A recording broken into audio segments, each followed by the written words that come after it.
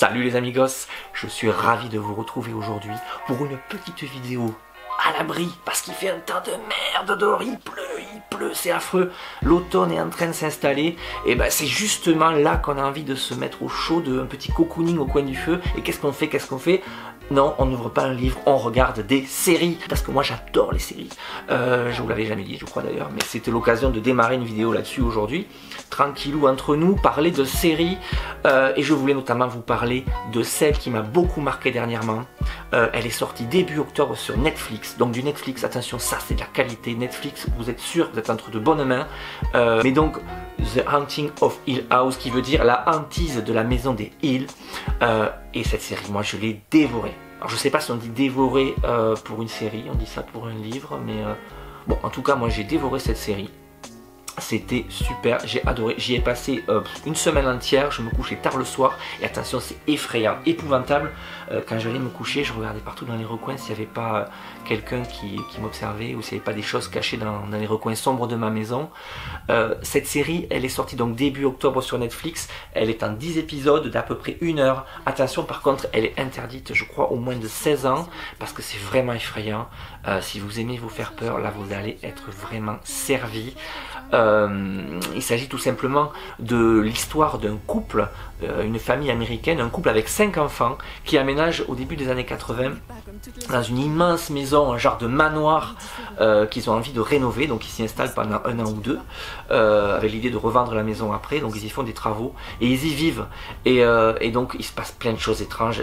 Ils s'aperçoivent rapidement qu'ils ne sont pas seuls dans la maison, quoi. Il y a vraiment des trucs affreux, et la construction de la série est très bizarre, puisque ça se passe essentiellement à travers des flashbacks, c'est-à-dire que ça se passe aujourd'hui. Vous voyez les enfants, les 5 enfants ont grandi, ils sont adultes, ils ont mon âge, ils ont des vies d'adultes, mais il leur arrive plein de choses qui sont en lien avec leur vie dans cette maison, donc une trentaine d'années auparavant.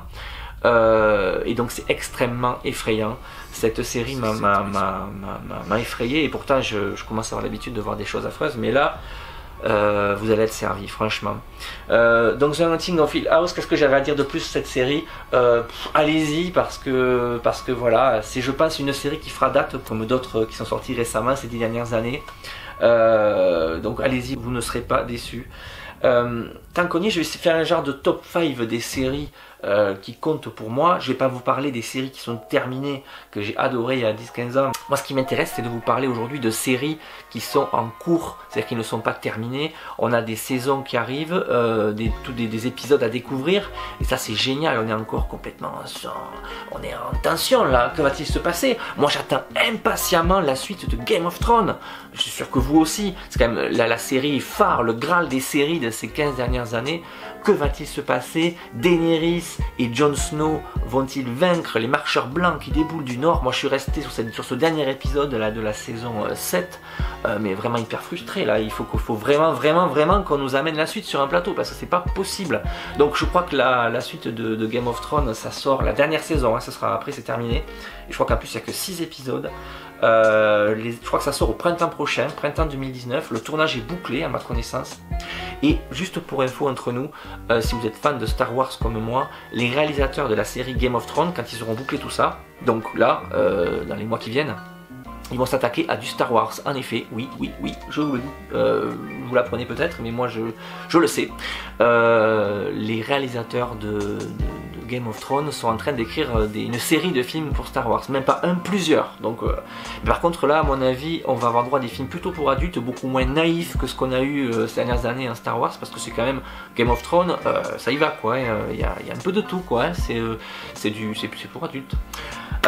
Tant qu'on est dans ce top 5 des... Pourquoi top 5 d'ailleurs, je sais même pas. Je crois que c'est à peu près 5 séries. Je voulais vous parler, oui, de Walking Dead. The Walking Dead, pour moi, est la série qui m'a beaucoup marqué ces 10 dernières années. Alors par contre, gros coup de mou là, hein, depuis 3 saisons, on s'emmerde royalement, je sais pas vous, mais l'histoire de Negan et compagnie, ça va quoi. Heureusement, cette année, là, la nouvelle saison, la saison 9, je crois, a démarré, on est au 5e épisode, on a enfin une rupture dans le récit, enfin ça va changer, on va passer à autre chose. Il était temps, parce que vraiment ça tournait en rond. D'ailleurs je crois que les audiences sont en train de s'écrouler aux États-Unis. Il fallait vraiment du renouveau, et je crois qu'ils l'ont compris.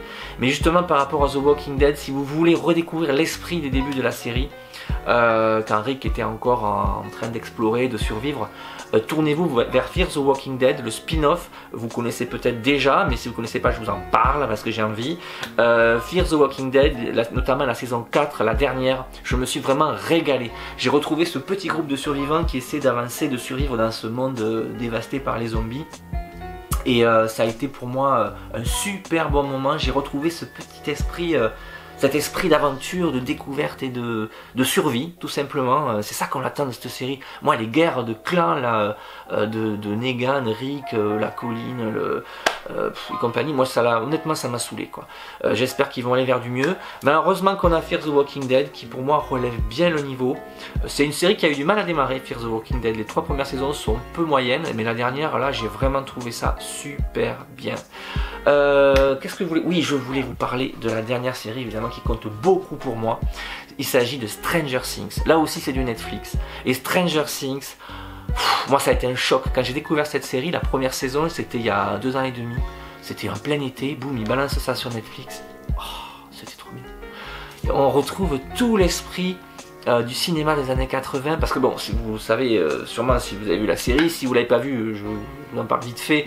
Il s'agit d'un groupe de gamins dans une petite ville américaine dans les années 80. Ça, je crois que la première saison se passe en 83. La reconstitution des années 80 à la perfection. Tout est là, les coupes, les fringues, tout, les voitures, l'ambiance, la musique, on y est. Et moi, je suis un gamin des années 80. C'est dans ces années-là que j'ai grandi. Et j'ai vraiment retrouvé cet univers, alors très influencé par les Goonies, les films de Spielberg comme E.T. C'est une sorte de gamins ou d'adolescents avec des petits vélos-cross qui vivaient leurs aventures. Ça, moi, ça m'a beaucoup marqué. Et cette série Stranger Things, elle surfe là-dessus. Elle reprend exactement ces codes-là. Et bon, c'est un peu nostalgique, mais il y a aussi, c'est avant tout une nouvelle histoire, c'est de l'aventure.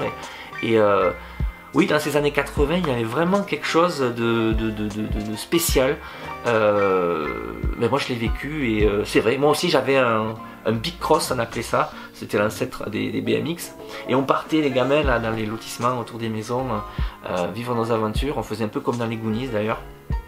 Et donc Stranger Things, la première saison, la deuxième saison, les deux fabuleuses, franchement. Bon, la première évidemment ça restera le truc, la découverte, donc elle est exceptionnelle, mais la deuxième, très réussie également.